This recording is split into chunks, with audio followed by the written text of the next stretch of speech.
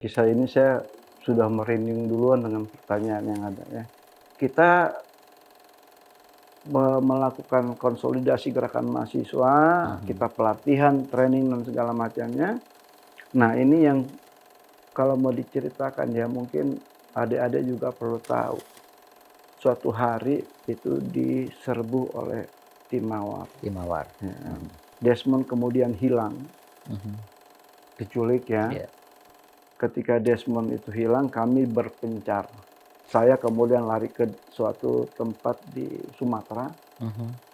Dan Kita saya harus sembunyi dulu. harus sembunyi Iya. memang, Iya. harus sembunyi. Iya. Saya mengganti identitas saya, Mhm.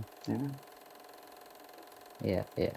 Oh, saya juga udah nggak mikirin bagaimana ketakutan ibu saya kan gitu. Iya, keluarga kita di rumah Iya, tentu gelisah juga. sebenarnya berat menceritakan inilah, ya kan. Emosi jadinya. Iya. Iya. Emosi Iya. bagaimana melihat saya ngerasain Mhm. teror yang dialami oleh mahasiswa pada saat itu. Iya.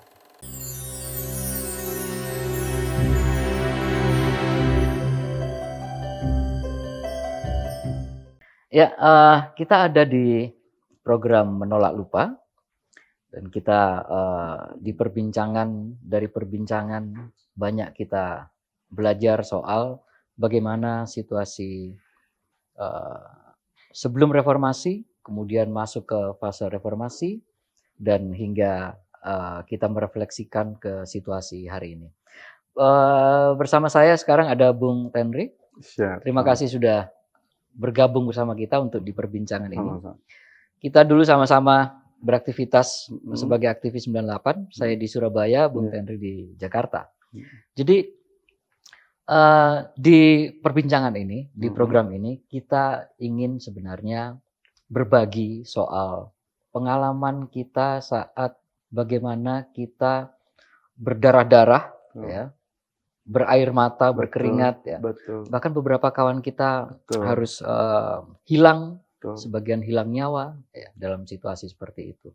Nah, bisa kita berbicara soal bagaimana situasi dulu kita hadapi, sehingga, kawan-kawan kita atau adik-adik kita atau anak-anak kita yang sekarang menjadi aktivis mahasiswa bisa belajar dari situasi yang dulu kita kita hadapi.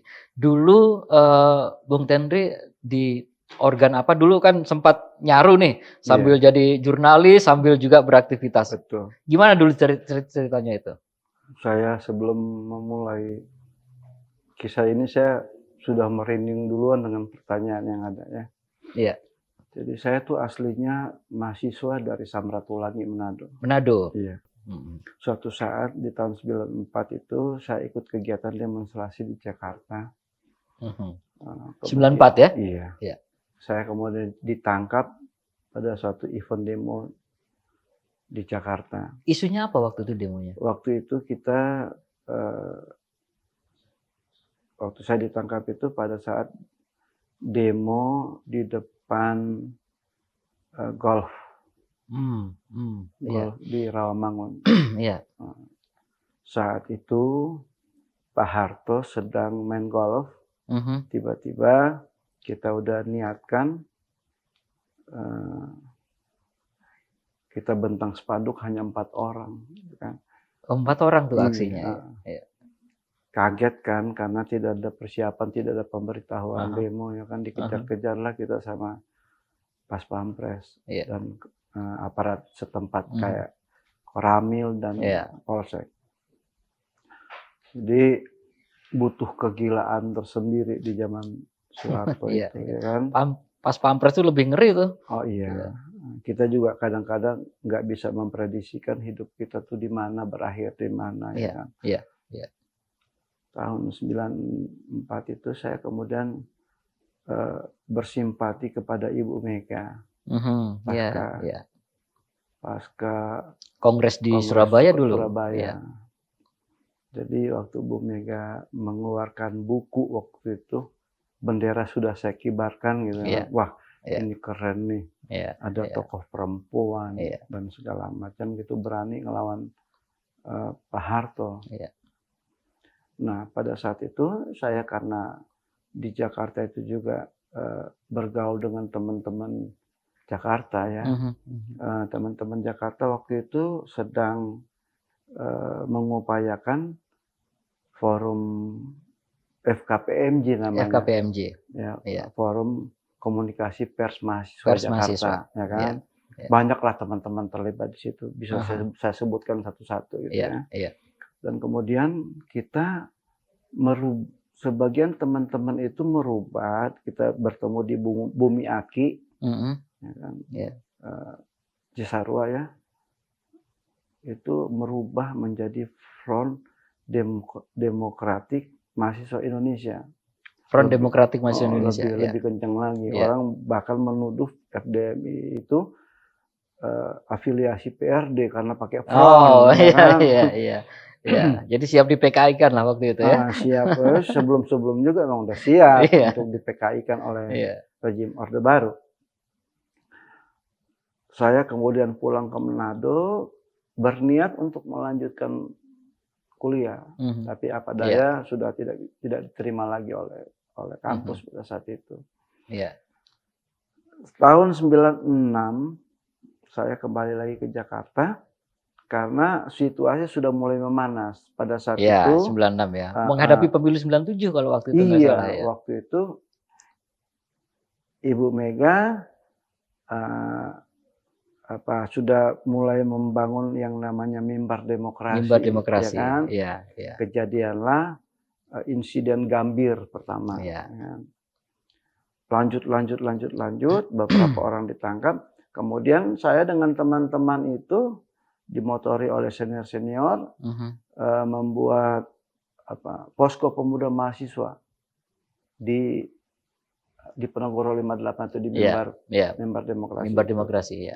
Dipukullah kita kan 27 Juli. 27 Juli Kuda Tuli ya. Bahkan kalau saya nggak GR gitu ya, nama saya itu masuk dalam catatan orang hilang. Pak 27 Juli. Sempat masuk. Iya, nama ya. Nama. Saya nggak tahu apa ya, Firman itu yang dimaksud saya atau Firman yang lain. Tapi orang sebagian besar menganggap itu saya karena saya termasuk mahasiswa yang aktif orasi di mimbar bebas itu. Mimbar demokrasi itu ya. Kita kemudian merasakan betul pasca 27 Juli itu gerakan mahasiswa, gerakan pemuda, gerakan pro demokrasi hilang bentuknya kan, lari ketakutan, ya kan.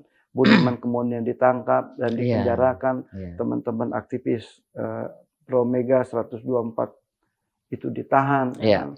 Tapi kan perjuangan tidak berhenti di situ. Yang lolos dari 27 Juli itulah yang kemudian terus membangun gerakan pro demokrasi. Tahun 96 di penghujung tahun, kemudian kita training di Lembang, ya kan? Waktu itu saya dan kawan-kawan bergabung dengan Lembaga Bantuan Hukum Nusantara LBHN. LBHN. Saya bisa sebut namanya, ada Desmond di situ. Desmond, betul ya. Ada Adian, ada Immanuel Ebenezer, ada Iwan Sumule, saya sendiri, ada Dadang RHS, banyaklah kawan-kawan gerakan itu. Kemudian kita melakukan konsolidasi gerakan mahasiswa, kita pelatihan, training dan segala macamnya. Nah, ini yang kalau mau diceritakan ya mungkin adik-adik juga perlu tahu. Suatu hari markas kita di Cililitan kecil, setelah kita pindah dari rumahnya Mas Bondan Gunawan di Percetakan Negara, itu diserbu oleh Tim Mawar. Di bawah komando Capres yang sekarang ya? Iya, kalau nggak salah. Iya. Jadi Desmond kemudian hilang, diculik ya, 98 awal itu. Kan. Karena memang LBHN ini ditengarai adalah simpul-simpul mahasiswa yang memberikan dukungan kepada Ibu Mega. Gitu.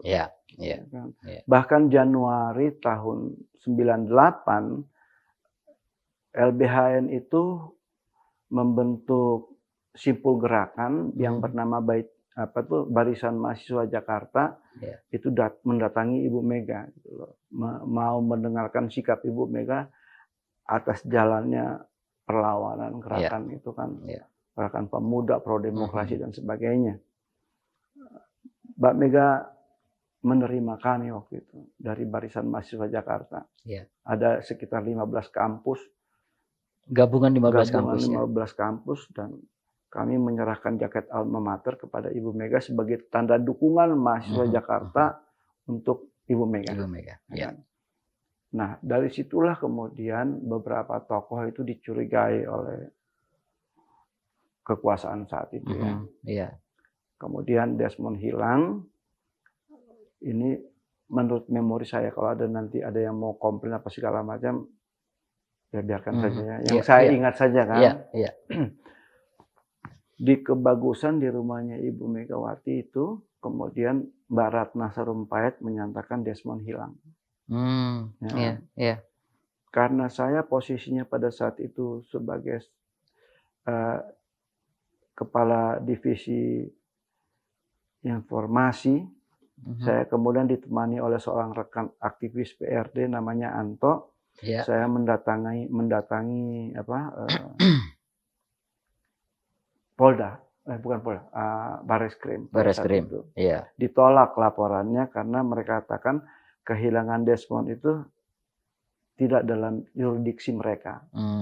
Coba lapor ke Polda. Di Polda juga demikian, bukan yurisdiksi. Ditolak juga. Suruh kembali ke Polres. Kan? Di mana kalian meyakini Desmond hilang, di situ yang harus kalian laporkan. Ya sudahlah, dibikin bolak-balik begitu. Dipimpong terus Dipimpong terus. Akhirnya kalau nggak salah ingat, Desmond kemudian dibebaskan sekitar bulan saya lupa ya persisnya, tapi kemudian Desmond. Berapa jaraknya? Sebulan, 2 bulan setelah diketahui hilang? Kalau nggak salah dilepaskan lagi itu. Desmond itu hilang setelah kita itu ketemu dengan Ibu Mega. Karena dianggap LBHN inilah yang kemudian mensupport gerakan. Gitu kan. Jadi hilangnya Desmond itu tentunya membuat kami semua takut kan. Betul, ya. Ya, itu ketakutan tersendiri untuk kita itu waktu itu. Desmond aja bisa nggak ketahuan nasibnya 3 bulan kalau nggak salah. 3 bulanan ya? Sejak Januari kalau nggak salah ya, 3 bulan lah gitu.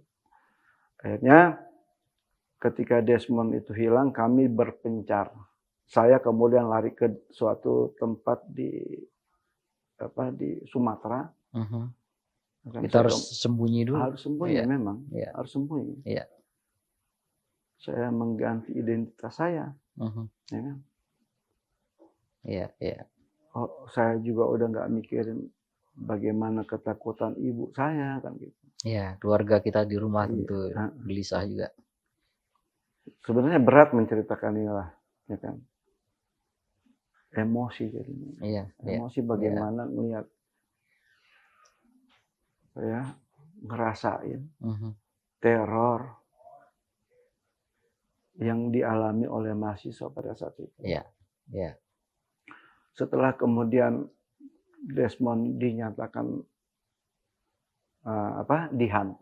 dikembalikan, dan Desmond itu dikembalikannya kalau tidak setelah dia pulang ke orang tuanya, kemudian bikin konferensi pers di LBH di Penogoro. Waktu itu ditemani oleh jurnalis senior dari Suara Pembaruan kalau nggak salah, Sudirman. Suara Pembaruan ditemani juga oleh pendiri Kontras namanya Dadang RHS. Saya juga hadir di situ. Saya melihat betul orang-orang yang saya kenal diculik itu. Saya juga tahu Pius, karena kita sering bersentuhan dulu. Saya karena sebagai aktivis daerah kan harus punya banyak jejaring di Jakarta. Jakarta, betul. BIOS itu dengan Alderanya. Aldera, Gitu. ya. Jadi mengerti betul gimana ya derita kawan-kawan itu membangun negeri yang otoritarian itu menjadi negeri yang kemudian meletakkan hukum dan demokrasi sebagai pilihan, ya kan? Yang harus ditempuh dengan nyawa, air mata, Ya, ya. kesedihan yang luar biasa. Ya, ya. Nanti kita lanjutkan di elaborasi soal itu ya. Kita break dulu sebentar. Terjadilah kerusuhan. Saya ingat betul sebelum aksi Trisakti, Ya. kami simpul-simpul gerakan itu bertemu di Universitas Indonesia.